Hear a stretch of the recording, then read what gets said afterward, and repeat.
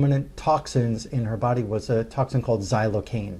Xylocaine is a numbing agent that they can inject into a person possibly before a C-section, or maybe it was used for a dental procedure or some other surgery where they can use this. The anesthesiologist may use the xylocaine to do some numbing of a tissue, just like Novocaine or Septocaine, that they can use in a dental procedure. Xylocaine is what I found in her, like lidocaine, a numbing agent.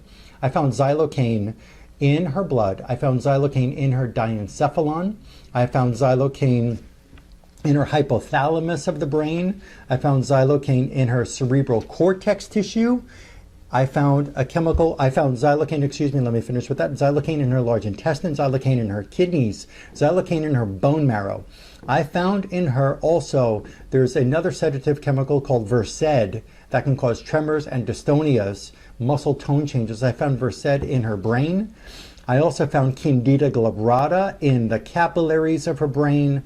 I found Candida tropicalis in her hypothalamus, in addition to the xylocaine in the hypothalamus.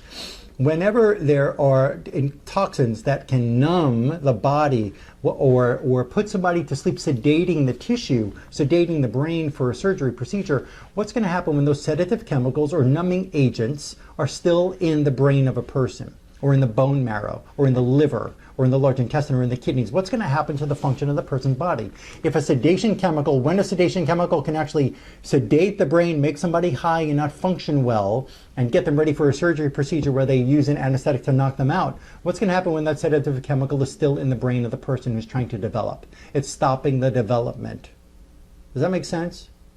I hope it does. It's stopping the development. It's hindering the performance of the development of the brain. What's going to happen when a numbing agent, xylocaine, is in the intestines, in the kidneys, in the brain, in the hypothalamus, in the diencephalon? It is causing a decrease in the ability of those parts of the brain and body to work at regulating her blood pressure, regulating brain function and development, regulating speech and walking. It's stopping that development. It's hindering the performance of the brain and the body.